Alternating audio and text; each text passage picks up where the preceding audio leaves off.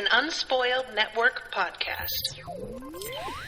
This is Spoil Me, covering Fullmetal Alchemist, Brotherhood. Episode 29, Struggle of the Fool. Also, name of my sex tape. In this episode, Wrath just outs himself to everybody. Just like, everybody that matters, really. And he threatens Winry, and everything is just pretty bad. Everything feels bad right now. I don't like any of it. Welcome to Spoil Me.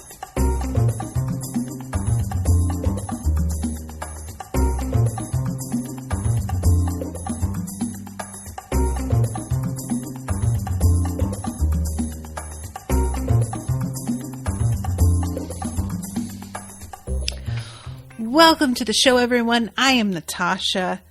Thank you very much to Max for commissioning this episode. Max, if you're out there, hello, and thank you. So this episode it's sort of a weird thing here because we know some of this information already. So the shock obviously has worn away for us about Wrath. But the shock is sort of preserved in the fact that Wrath seems so completely unbothered by whether or not people know who he is. Like, at one point, Roy says something like, he seemed almost eager for me to know. And I felt like that was a really good way to say it. Like, saying he's relieved, I was going to go with that wording. Mentally, that was what I was saying to myself at the time. But relieved implies a certain amount of anxiety had been present and is now gone. And that anxiety, that was never there. That's never the feeling that I was getting. So this eagerness feels a lot more appropriate. And the only reason that I can think that he is so unconcerned is because it's due to come out in general, not that far from now, and I don't know, maybe that's not it at all. Maybe it's sort of a thing where every time that they begin to employ new people, they know that there's going to be a period before which they finally try to bring them into the fold and give them this information. But that would be believable if it was just Al and Ed. Roy and Armstrong, because he winds up finding out as well, they've been part of everything for quite a while. And if it were just about gradually pulling them into the fold, I would have thought that have happened already, So, yeah, I'm not really sure what's going on there, but either Wrath is just well, everybody's going to find out soon enough. Or maybe Wrath is I won't even be in this position shortly. Maybe Wrath is going to be taken out of the equation entirely. I don't know what they're trying to fucking do. So because of that, it just really hinders all of my guesses about what direction they could be going with any given venture or decision, because their motivation is a mystery. Where are we going with it? I don't know. So... okay, so let's start from the actual beginning of this, though. There's just a lot of moments of, wait, what's going on? And I was just that first of all, I had said last episode about when the father is bring them up to see Wrath right away. I think I said something wait, Wrath is Bradley, so are they just under the Capitol building? And the answer to that is yes, they are. It's just underneath them. It's been here the entire time. And that, for me, is somehow, even though I sort of figured, stopping and thinking about that as having been the truth while they were working here, that's jarring. That sucks. Central Command? Come on. It was right under your noses, literally. I love that as they step off, I'm not going to be proud of this, but I'm going to tell you guys anyway. There's a soldier that steps off with them. Do you know how long it took before I realized that was Envy? Y'all, Envy's a fucking shapeshifter, and I have still not processed what that means. So yeah, the soldier gets off and is like telling them, you guys are plastered with filth. And it's not until we hear the voice that I'm like, wait a second. So Al is sitting and chilling while Ed is taking a shower. And they talk about the fact that if they're in Central Command, it might not just be the Fuhrer. Everybody might be involved. And this is when Ed says, but there might be some good news after all. And tells Al about having found his body. And explains about why he couldn't bring his body back. But Al is so excited. I love the, like, getting to see Al feeling hopeful. There is just something about that for me that even if we haven't achieved the goal yet, it's so encouraging. You know, he's such a sweetie pie. I want him to be happy. So any crumb of encouragement we can give him, let's feast upon it, my pretties. There's this moment, guys, where Ed is finishing up his shower and he does the like hand clap above his head to like hold the one spike of hair vertically in place. And I really thought he was doing like something with alchemy to dry his hair, but I don't think so, unless I'm mistaken. But it just looked like all it was to just get that spike to stand up. Maybe I'm wrong and it was for drying purposes, but if so, didn't quite come across for me in the animation. But I have maintained ever since reading the Hunger Games.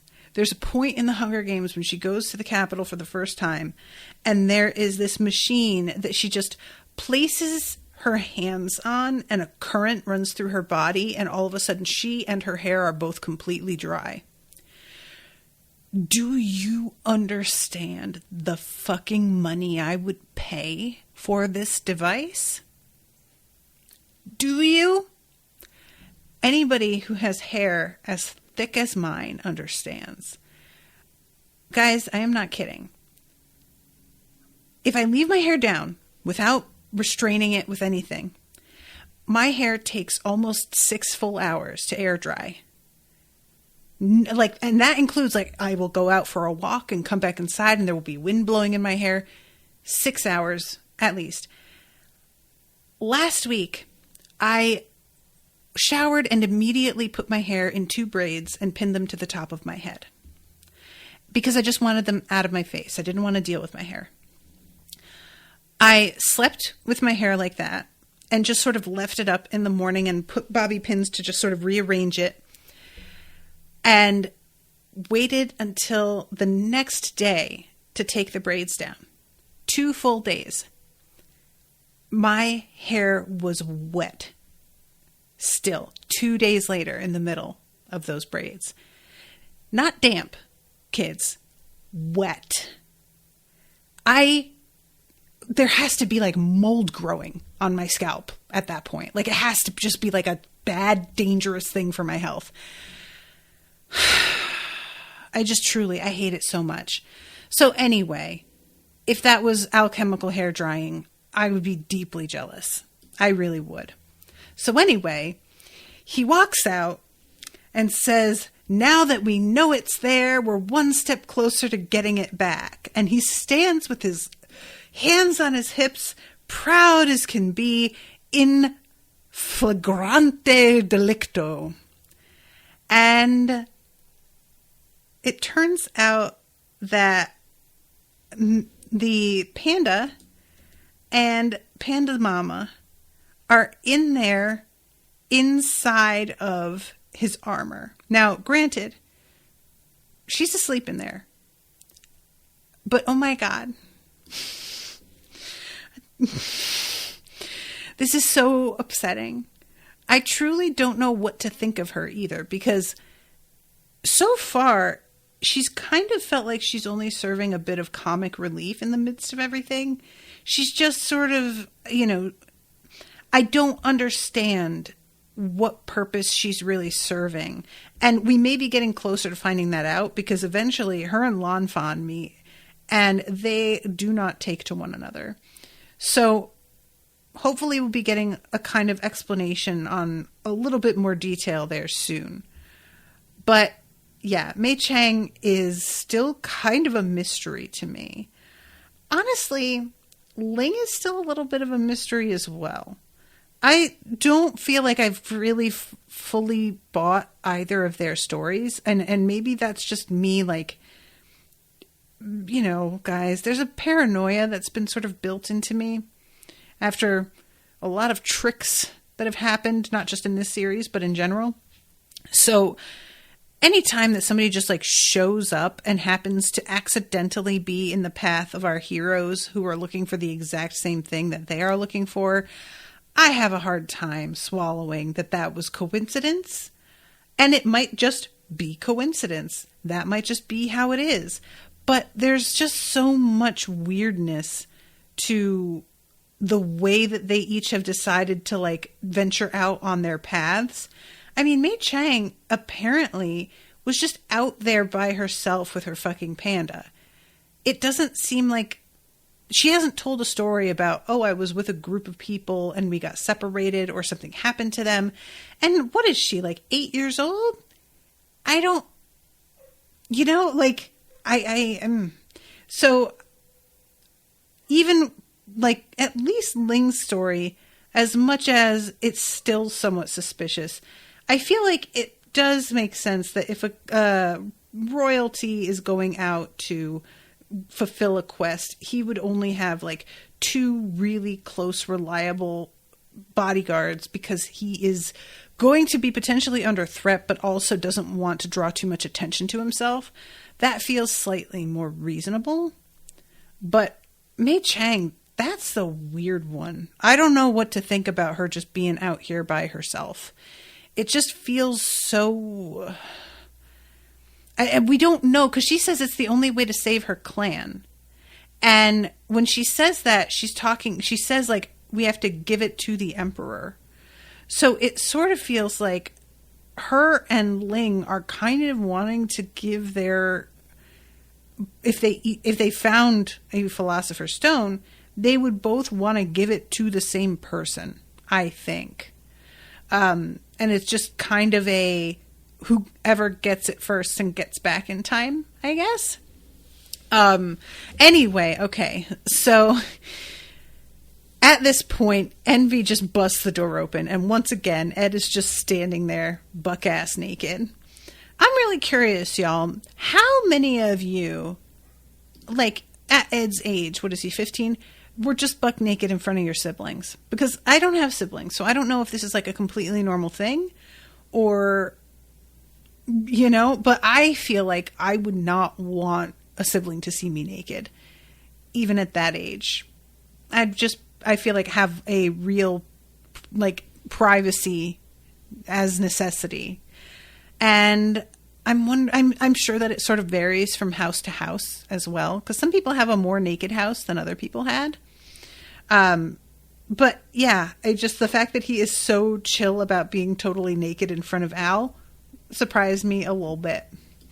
So they get led out by Envy after Ed finally calms down and stops screaming about the fact that she is looking at him naked. He is looking at him naked. They are looking at him naked.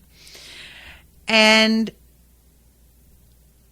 he asks Al about, like, why did you need to bring this little girl with you? And Al is like, he doesn't really answer, but it just gives the impression really that, well, what the hell else was she going to do? Where was she going to go? Look at the situation that we were just in, you know? So they walk in, and there is King Bradley sipping a cup of tea. This fucking smug bastard sipping a cup of tea. I swear to God, there is something about the fact that he doesn't even look up. It's just disrespectful, sir. He's not even like, oh, hey, a new pair of guys. oh, look, my secret. There's nothing like indicating that he even knows that they have walked in, but it's just so clear that he knows that they have walked in. He's just so smug. He could be a fucking Animal Crossing villager. So, at this point, Roy looks over his shoulder, and they're like, Colonel? What's going on? And Colonel Mustard is like, okay, what's going on? Okay, so hold on, let me figure it out. How to start? Well, this guy is a homunculus, and Fury's been shipped south, Falman's north, Bretta's east, Lieutenant Hawkeye is now personal assistant to the Fuhrer. And yeah, this is basically all of them are essentially being held hostage. And we are finding out that everybody already pretty much knows about all of this shit. And I really like that both Ed and Colonel Mustard are thinking as the guard leaves that King Bradley is just so confident that he can take all three of them that he doesn't need an additional guard. All he's got is a fucking sword. And that's the only thing. And like, correct me if I'm wrong, but do we know yet exactly how Bradley has accomplished the like slicing during fights that he has done? Have we been told that and I've just sort of missed it, or has that really not quite been like explicitly established? And please be careful on answering this, because I know that there have been some things that I have asked and people have given me a full answer, and afterward there have been some folks who felt like the answer was a spoiler in itself and shouldn't have been provided. So I urge everyone to talk amongst yourselves first, if necessary, on whether or not to tell me this information. But anyway, yeah. So the fucking they're sitting around the tea table. He's poured them each a cup of tea, and Mei Chang coughs from inside Al's armor, and later on, the Fuhrer just slices through Ed's side with the sword. But thankfully, Mei Chang was in his leg. She was way down, out of range, but he almost got her, like, in the fucking head. So Ed says, what was that in the hospital when you came to visit me? And he's like, I never lied. I just told you to suspect everyone and not meddle any further. I gave you very good advice, actually. You should be thanking me. You guys have an important role.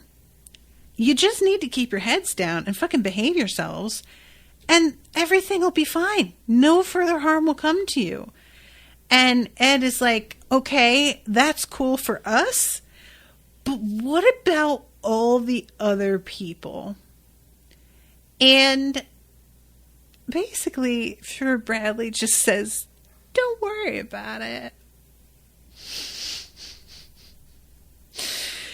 Have you guys seen The Room? There's a moment with a woman and her mother. And her mother says, I got the results, and it turns out I definitely have breast cancer. And her daughter just says, don't worry about it. And then changes the subject to like her boyfriend. It truly is one of the most remarkable moments in a script I have ever seen in my life. Like, what? And there is just a kind of vibe here with Bradley when he's like, well, what about everyone else? Don't worry about it. I saw my ex at the store the other day. Like, so at this point, Ed says, all right, look, I joined the military because I thought it would help us get our bodies back.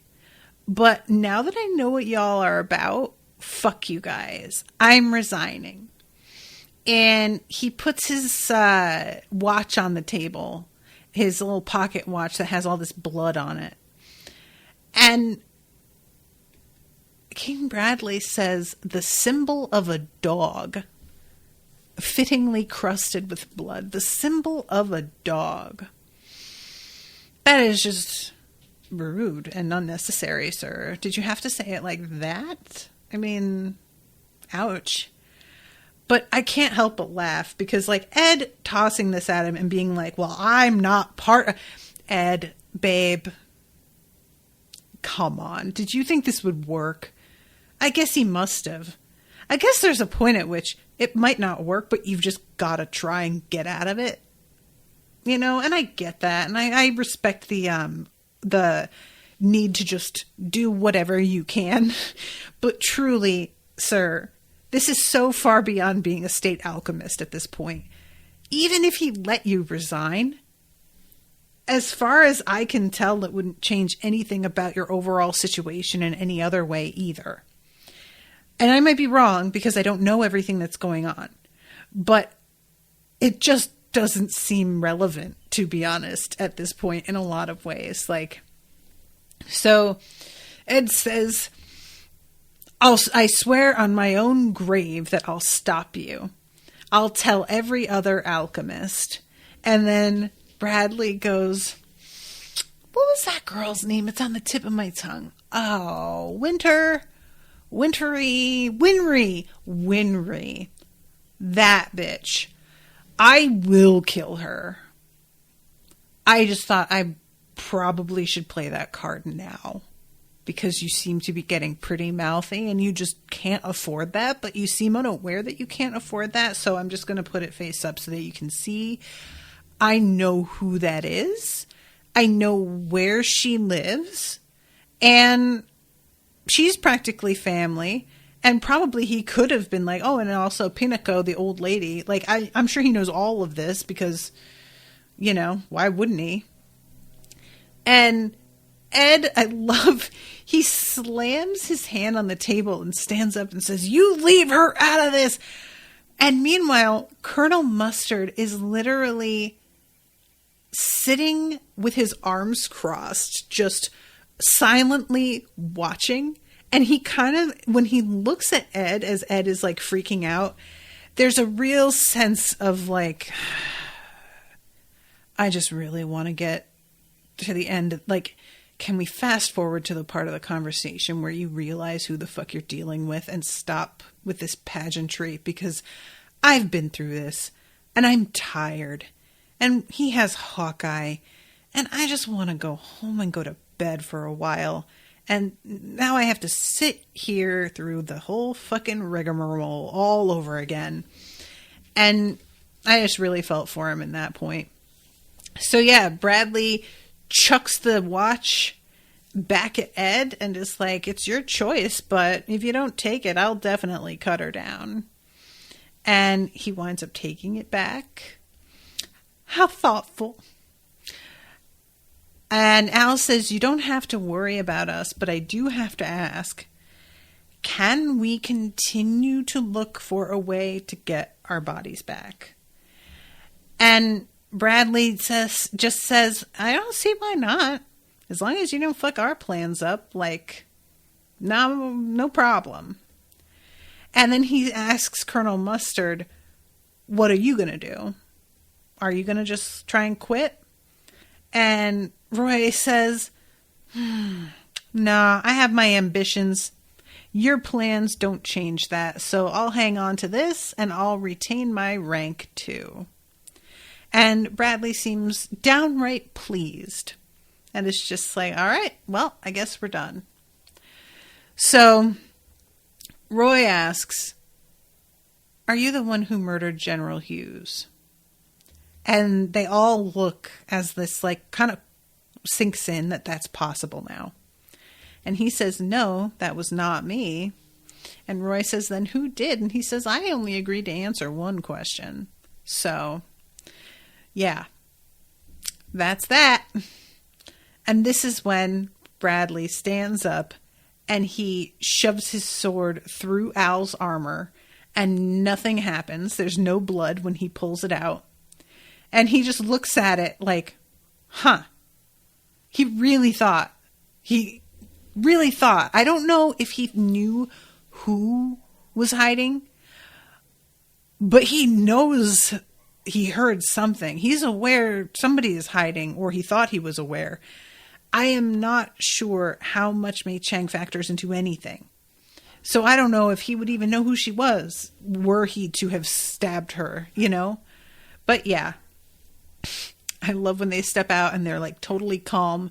As soon as they get outside the door and Roy shuts it, everybody is like shaking and crying because it came so close. Poor Mei Chang down and is like, I almost got stabbed in the head. So, okay. Ed goes and calls Winry. This is the kind of thing where I want to go talk to Winry and be like, wait, what do you think is happening? Because Ed calls and he says, has anybody been following you? Are you okay? What's going on? And she's just delighted at the fact that he is so worried about her in a way that she hasn't seen from him before. And I'm certain that part of it is her having just sort of realized that she's starting to like have feelings for him. But she doesn't seem to be actually worried about the questions he's asking. Do you know what I mean? It just feels like Winry just got home from a confrontation on the street with the man who killed her parents, which was actually just a bait fight to pull out homunculi. And I don't know how much of that second part Winry knows, but she's aware of how dangerous their jobs are, and she's seen up close how dangerous it is. And yet she's just not asking that many questions about like who could be following her. And I want her to be focused a little bit less on how excited she is to hear from Ed and a little bit more on the fact that if Ed is concerned enough to call, that is a problem. So Roy goes to find Hawkeye, and instead he finds Armstrong. This is the first time that we have spent any time with Armstrong in a minute. I don't think I realized how much I missed him. We see a flashback of what's going on with him, y'all. Oh my God. They tell him about Bradley. And we have a flashback of him on his knees at, in the midst of everything that was going on in Ishval. And I had said something like way back about how Armstrong seems like such a sweetie, and that it felt wild to me that he would have taken part in something like that and not seen how fucked up it was. But it seems like he did. And he's just like retroactively, okay, so I was actually more right about that than I thought. But also, I should have done more to stop it than I did. And yeah, I don't know. This bit too, I think he doesn't even have any facial hair at this point in the memory. There is something about seeing him otherwise illustrated the same, except for that. It's such a great bit because it's like when Ling speaks and there's a different voice coming out of his mouth now, it's just a moment of like, God, how odd. We get so used to how people look, and somebody shaves their beard off or whatever, and all of a sudden you're like, who are you? Get out of my home. Ed gets off the phone with Winry, by the way, and Greed is standing right there. And he seems a little bit irritated, actually, with Ed calling Winry, and says something like, hey, you know that that's something that they are definitely going to use against you, right? Like, you being so concerned about her is a really easy point of leverage for them to manipulate you. And then he holds out this piece of cloth and says, your pal asked me to bring this to you. And Ed says, Ling? And he says, yeah. He wants you to deliver it to some girl. Word? Ling is in there? Ling is out here talking? Ed seems so unsurprised about this. Did I miss that this was like set up more in the previous episode? Because I felt like it sort of ends with him just yelling, don't you even remember Lan Fan? And a sort of look of shock from Greed. But that was where it ended. I thought that was all we got. So now, we've got, not only is Ling like confirmed in there and like enough in his own right mind that he's sort of observing what's going on, but he's giving Greed instructions on what to do, and Greed's doing them. I don't know what to think about the fact that Greed is carrying out Ling's orders. Like, it's not just that. It's also the fact that, like, sorry, I'm shaking my desk because I'm adjusting. It's also the fact that, like, when he comes and tells Ed, that's going to be a point that they can press on to manipulate you. What he's doing is giving Ed actually pretty sound advice in a way that feels like he doesn't care if his own side wins. It just feels like Greed is a lot more detached from the overall situation and not feeling like he's a part of things. The last Greed also didn't feel like he was a part of things. I don't know, maybe that's just kind of part of the personality of Greed, even though this is definitely like a different guy. Maybe that's, a like part of the aspect of having Greed is feeling separate from those around you. But yeah, I don't know. I am really curious about the energy that I'm getting off him that feels almost friendly. Like, friendly is certainly too strong a word, but I'm going to use it. I'm going to use the word. He hands this over and it's just like, yeah, so this is the thing that he's told me to give to you and hand over to his friend and blah, blah, blah. And he's just like doing it. And then when Ed is saying, are you going to follow us so that you can kill the friend of his? Greed says, I've got more class than that. Also, I don't fight women.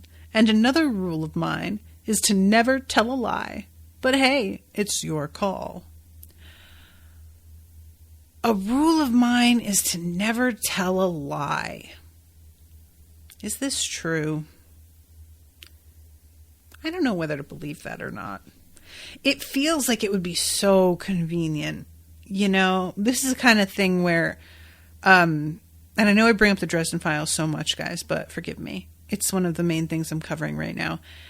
In the Dresden Files, there is so much that depends on the fact that the Fae can't lie. They can deceive. That is not the same thing.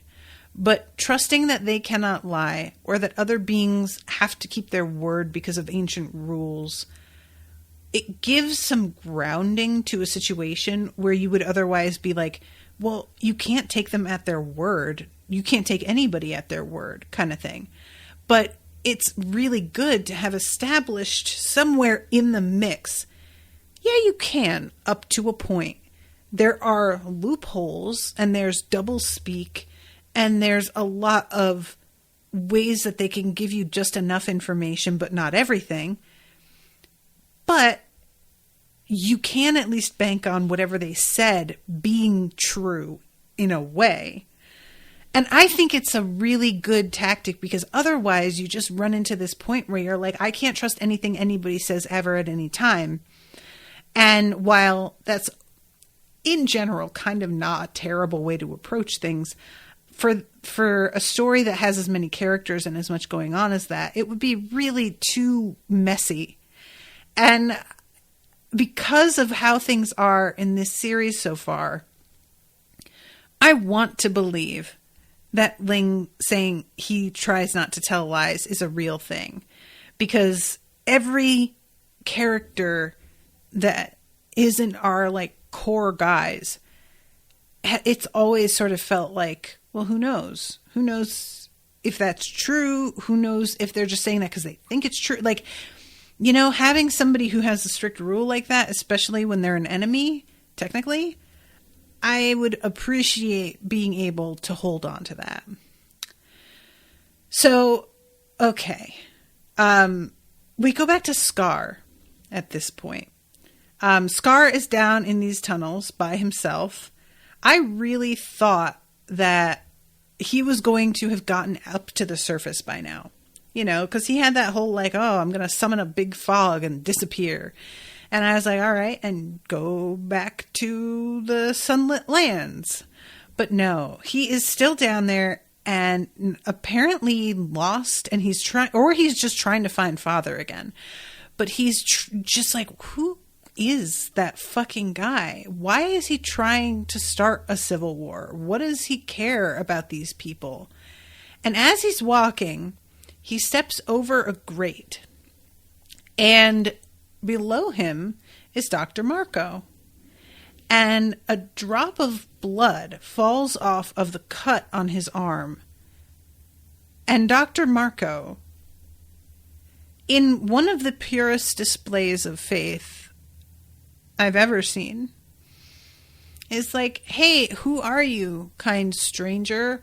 I'm a prisoner, but don't worry, the guard is gone. How about you come down here with me and I will tend to your wound? And I was like, sir, you don't know who that is, though.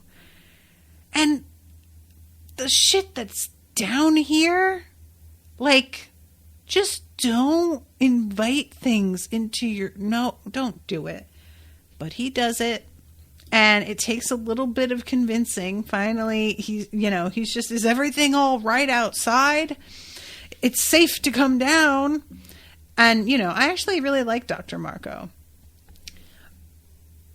So Scar comes down and he's like, wait, are you the guy called Scar? Hold on a second. And he starts laughing and falls to his knees and like is pawing at Scar's like pant leg and says with tears and like this big smile, "This must be fate. I'm the alchemist responsible for the extermination of your people."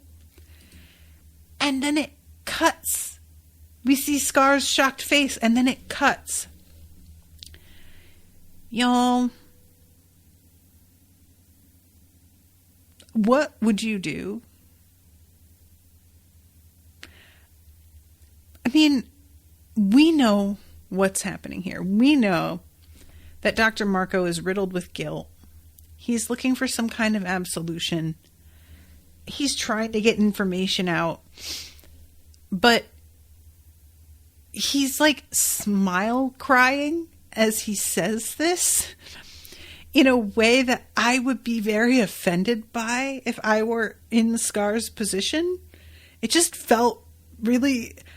Again, I know why, because this is what he wants. He wants to have a moment where he can be like, oh my God, I'm being given an opportunity to reach out and apologize to somebody who was affected by the thing.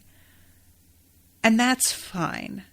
However, I really do feel the approach he made here, I wouldn't be very responsive to it in a positive way if it were me. I'm just saying. So that cuts, and then we go to to Mei Chang, she has a concussion, which I guess is from hiding in his leg. Is that where that came from? The sword stab, perhaps? But yeah. Professor Knox is like, what the fuck are you doing? My house is in a hospital. I have nowhere to sleep. You just keep bringing patients here. What the hell is going on? And I love Lan Fan comes out and is like, what's happening? And he's still in the middle of yelling at Al. But Al brings her the message. And it's about how Ling found the Philosopher's Stone. He got what he wanted. And she's like, okay, well then where is he though?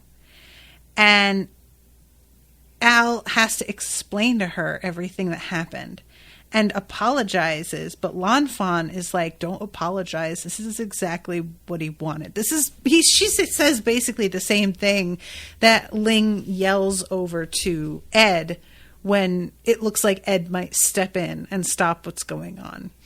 Ling is just like, no, you stay there because you are aware that this is what I've been after this whole time. So please, just let it happen.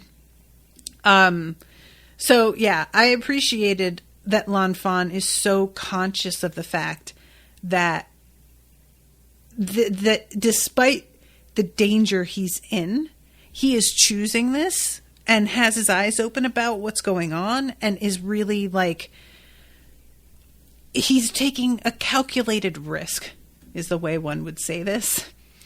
Oh no, sorry guys, my Funimation has just started to like do that thing where it's spinning but not moving forward.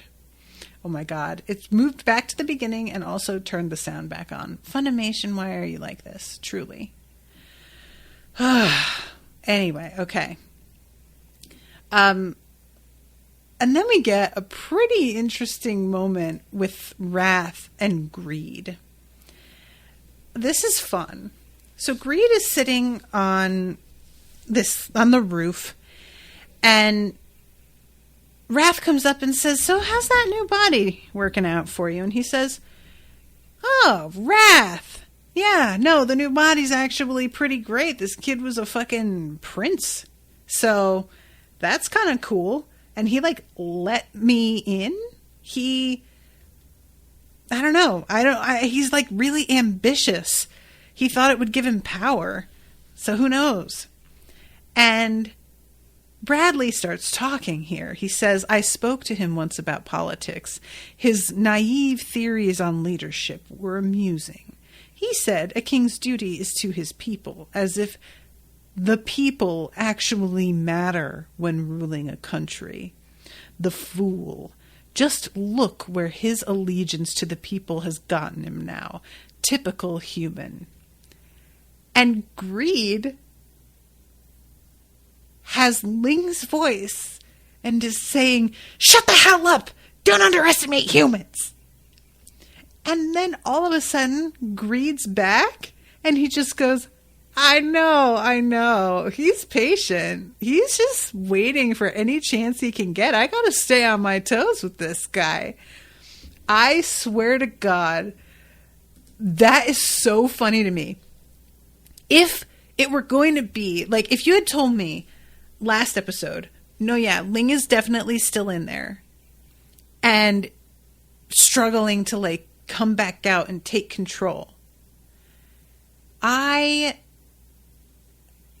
would have assumed it would be the kind of thing that Greed would be constantly fighting against and maybe even unaware of what it was Ling was saying when Ling surfaced, and would be just generally frustrated by stopping to, and instead it's like, okay, first of all, Ling is just in his head going, okay, hey, write this down. I don't know, get that scrap of cloth over there and like write this down.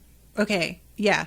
Okay, and then bring that to Ed and tell him to give it to Lan Fan. And Greed is like, okay, yeah, sure, no problem. And then right here, he busts out with Ling's voice talking to Wrath. And isn't even like the procedure went wrong or I don't know what's going on, or what just happened? No, that was nothing. That was nothing. Like maybe covering it up because it is an indication that he's like malfunctioning or something. No, none of that. He's just like, there I go again. I can't get over this kid. Do you see? He's still fucking popping out here and there. I am not even mad. That's actually pretty impressive. Like, he is really trying it. And it's kind of fun. Like, I'm just not bored. I'll say that. His whole attitude is just not what I was expecting at all.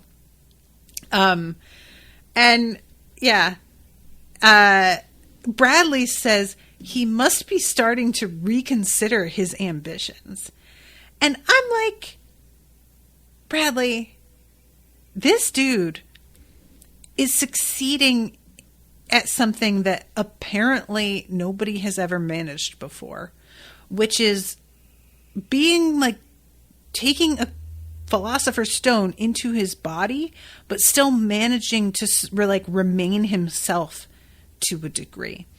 So you thinking that he's regretting it feels like you're not really understanding what's happening here.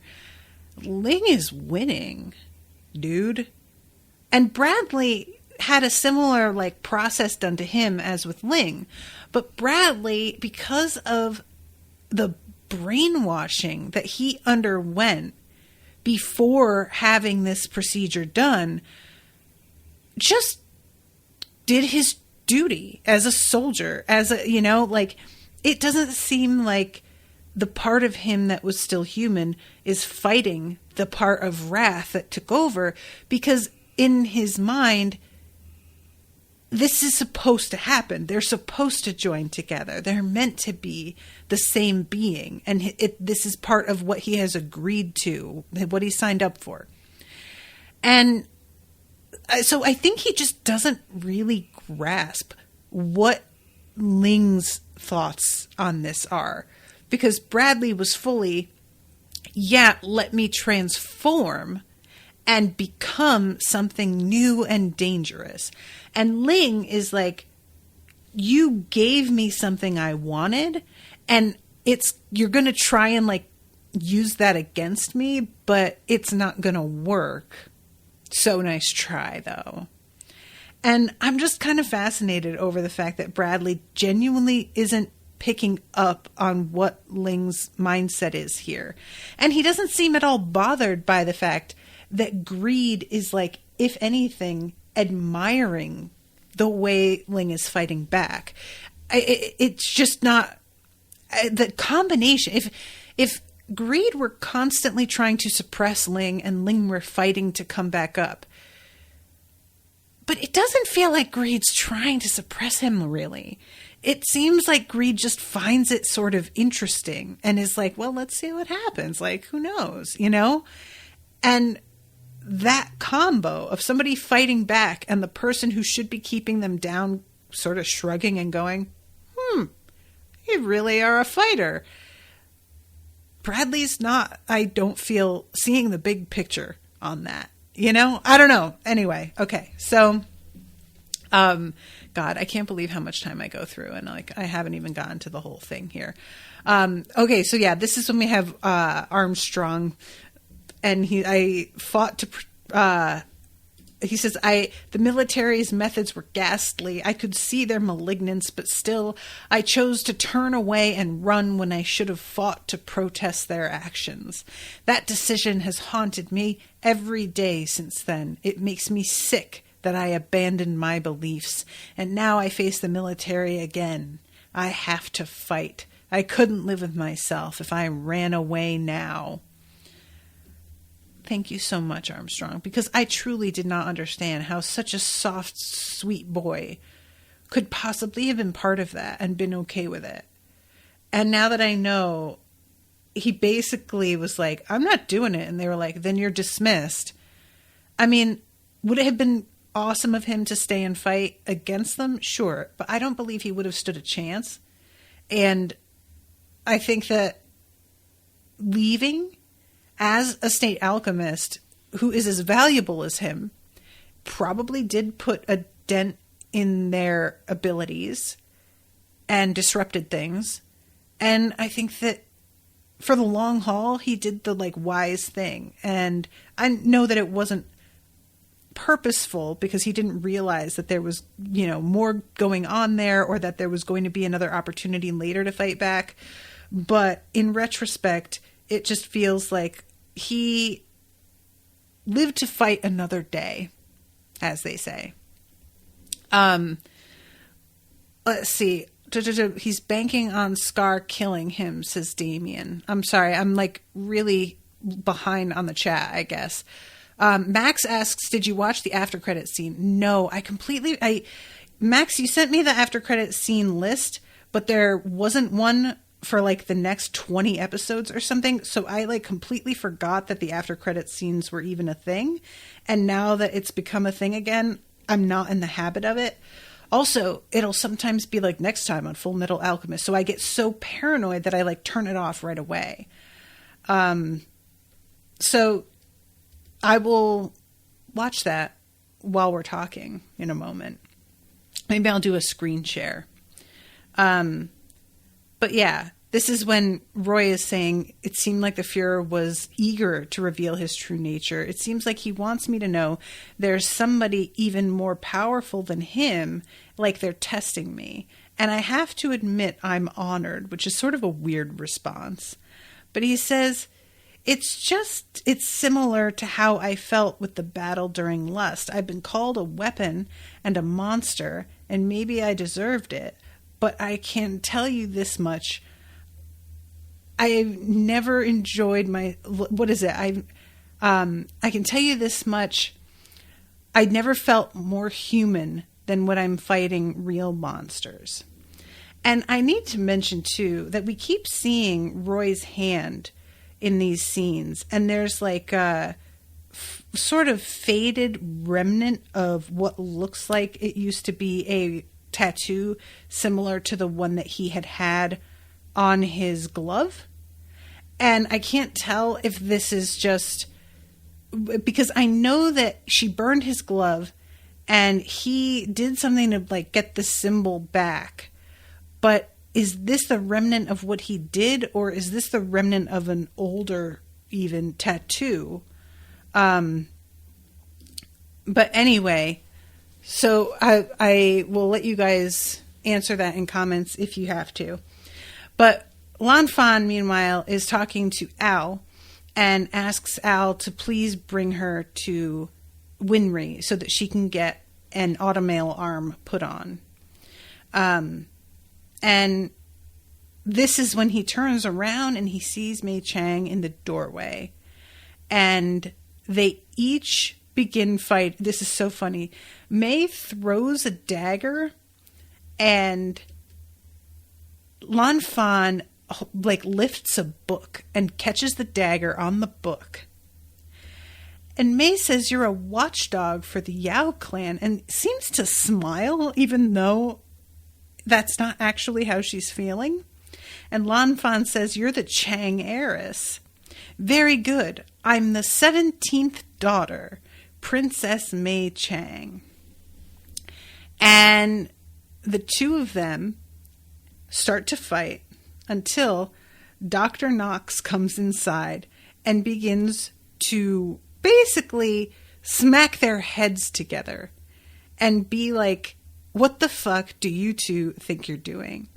And it's so good because Al tries to stop them. And they both tell him, how dare you interfere with the politics of our country? But when they try and yell that at Dr. Knox, he just yells, I don't care about the affairs of your country, dumbass. Which honestly, Dr. Knox has the most I'm over it energy of anybody in this show. And he's like, at one point, Al has a photo because he's about to throw away a family picture. And Al is like, you can't throw this away. And he just says that he doesn't talk to his wife and son anymore. And I was like, man, this poor dude, he has clearly fucking been through it. Like, no wonder he's just exhausted from all of this bullshit. Oh, okay. He cut the symbol into his skin. That's like the scar, says Ryan. Okay, cool. Because it didn't look like a scar, but I also understand that a scar is probably kind of hard to animate exactly. It looks black. That's why I thought it might be a tattoo. But I think that the black is just supposed to sort of indicate the raised edges of the scar. But yeah, it was just not quite clear to me. So I was like, did he used to have a tattoo on his hand and it wore away and that's why he started using a glove or what? But yeah. Tony says last episode has father taking out Gluttony's Philosopher's Stone, saying he will remake him with memories attached in the after credits. Oh, I thought that I fast forwarded to see the after credits. I must not have gone far enough or let it play for long enough. I'm just so worried about starting in on the next time. There's no warning, so I don't want to let things keep playing because it's just hard to know if I'm letting it go too far.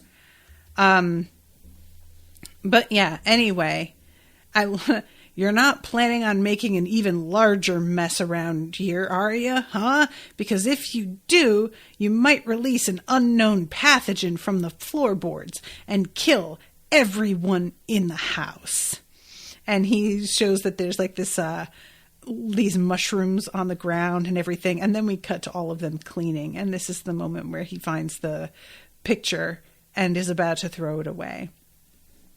Yeah.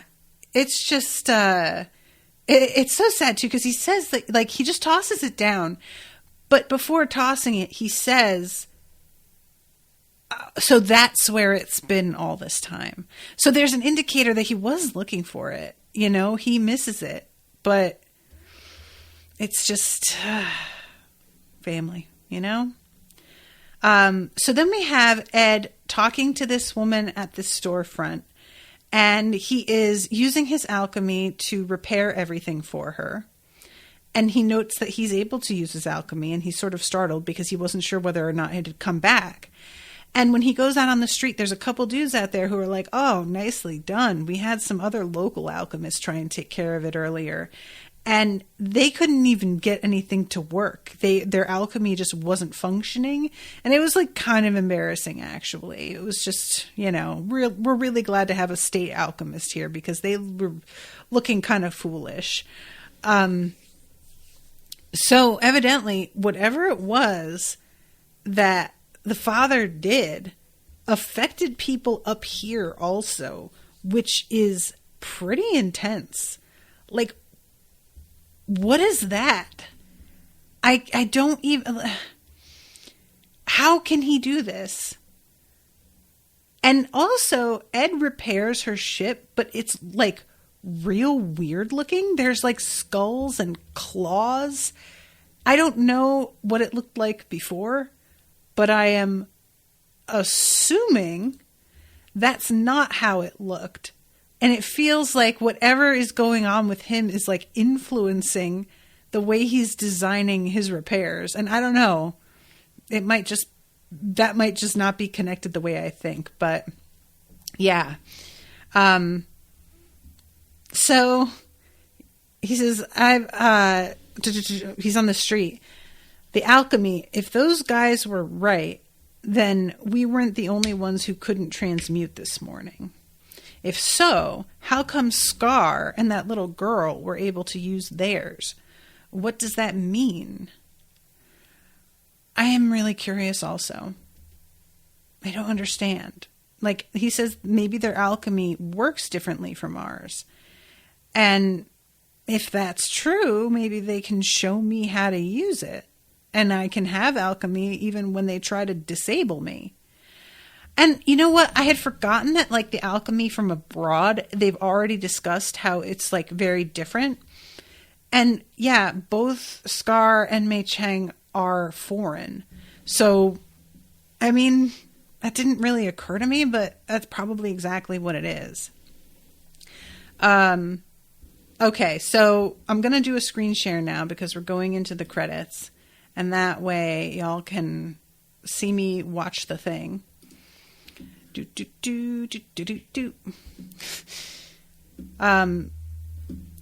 I'm going to jump over like the actual end credits, right? Is this it? We get produced by... I have to turn the sound on though, so forgive me everybody for a moment. I'm just going to let it play.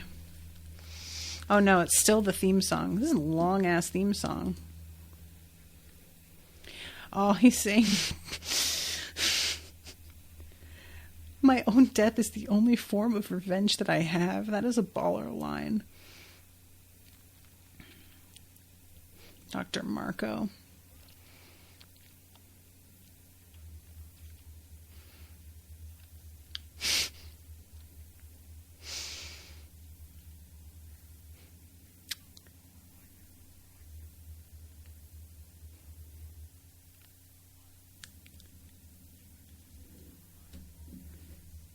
Is this still okay, guys?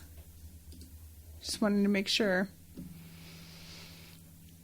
This was Ishval, and all that's left is a loathsome memory. Okay, I can stop now, right? Everybody is saying, stop, stop. Okay, I stopped. You see, there was no warning. There is no, indicator to me. And maybe it was just too subtle for me to notice, but I would have let that keep playing. I don't know. Okay. So Ryan says when that music starts and the narrator starts talking is when it's the preview. Okay. Noted. Cool. Okay. So Dr. Marco just wanted Scar to kill him. Dr. Marco, how can you think that you're going to tell this man you're responsible for it and then he's just going to kill you and not ask you any questions? Of course he's going to ask you questions. Are you kidding me? I mean, I'm not even Ishvalan and I would still fucking ask him questions. I want to know. So yeah, Marco is acting. You don't get to tell the person to kill you. Sir, look, I said it before that the whole vibe that Marco was coming at him with was wrong, and I stand by it. He is acting like fucking entitled somehow in the midst of being intimidated. No, sir. That is not how it's going to go. Ugh. Anyway. Tony says, sorry, Natasha, but it's hilarious how so unused to next time credits you are. Yeah, sorry, guys. I love seeing all the people who typed stop at the same time because I wasn't even on this tab watching it. So when you guys all started to say stop, I wasn't even seeing it. My bad. But okay, I'm going to try and let the credits play out and just be prepared because Max did give me a list of which episodes have end credits that I need to pay attention to. So it's also, guys, did you hear? Well, I had my earphones flipped, so I was hoping that it would play into the mic, but I can't tell how many of you remember the song from the end credits at this point in the show. But man, the opening and closing credit songs really suck right now. I can't wait for them to change again because I do not like them. Max says next after credits is episode 32. So I have a few, just 3 before it's another one. Okay, cool. Thank you, Max, for the heads up. All right, guys. Well, I'm going to wrap, but thank you all again so much for listening. Hope you're enjoying the coverage. And until next time, toodaloo, motherfuckers.